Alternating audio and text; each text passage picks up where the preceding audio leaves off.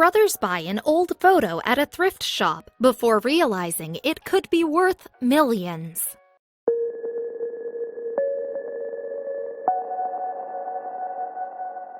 No one loves historic relics like brothers Keith and Brian Collins. All you have to do is mention you might have something valuable, or even just historically significant, and you can bet they'll go out of their way to check it out. The past has always been their passion. That's why you can sometimes catch them at the thrift store searching for items that may reveal something special about the past. They have a knack for locating unique souvenirs, but they weren't at all ready for what they came across one afternoon in Tombstone, Arizona. Keith and Brian Collins' history obsession leads them to areas of the country where historic artifacts are prevalent. Hoping to get their hands on something meaningful, they chartered a course for their famous old western town of Tombstone. People from all over flocked to Tombstone for a taste of life during the 1800s. Many of the buildings were old-fashioned replicas, which was right up Keith and Brian's alley. A previous experience hinted the small town might be a hotspot for historic artifacts. The 2011 trip to the Carriage House Antiques shop in Hesperia, California garnered plenty of public attention. The men visited the shop in search of some historic finds, and they came away with quite the discovery. They found an authentic photo album of the famous Wyatt Earp with several members of his family. The album was among a pile of other old photos, but none of them were nearly as special as this. Wyatt Earp was an Old West lawman and gambler, as well as the deputy marshal of Tombstone. Now that the brothers were actually visiting Tombstone, they hit the thrift stores in hopes of finding more history.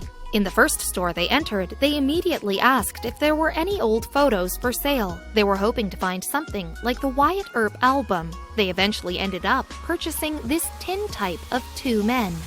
They bought the tintype as well as two other old photographs for a total of $13. They tossed the pictures in the glove compartment at first, but later that night, Keith examined the image of the two men. He stared at the photo closely, then passed it to his brother. I'm looking at it and I'm thinking, this can't be who I think it is. So I passed it to Brian, who said, that's Billy the Kid. Could the brothers really have stumbled upon an actual photo of Billy the Kid, the infamous outlaw who was a major player in the Lincoln County Regulators gang? He's perhaps the only regulator anyone really even remembered. Even to this day, the name Billy the Kid is recognizable. Heck, abstract artwork of the outlaw hangs in a modern museum. This guy was a big name, and now Keith and Brian needed answers. When they asked the man who sold them the photos where he'd gotten them, he told them, oh, we actually dug it up at a tent. The tent was located in an area known for gambling, which excited the brothers. According to Keith, Billy the Kid and the other man in the photo, his half-brother Joseph Antrim, were big gamblers, which added to the evidence that the photo was legit. However, not everyone held this belief. The executive editor of the True West magazine, Bob Bose Bell, had no doubt in his mind that the photo was a fake. According to Bob, he sees people who have authentic Billy the Kid photos almost every week. He continued, short of a letter from someone who actually knew the kid and who specifically mentions this photo, there is no way to prove anything. He even doubted the 2010 Billy the Kid photo that sold for $5 million.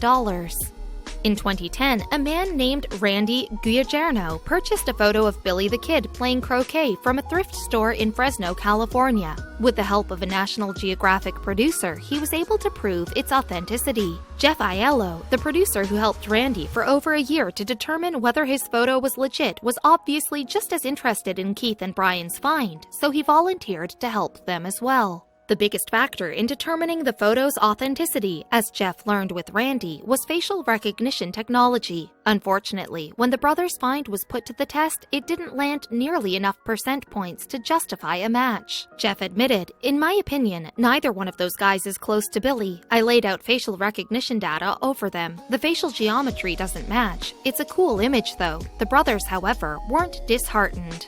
Keith said, Brian and I are trying to preserve history before it's gone. These guys simply want the importance of the era appreciated by others. Still, they're on the lookout for all Old West photos, including rare pictures of the most iconic outlaw duo.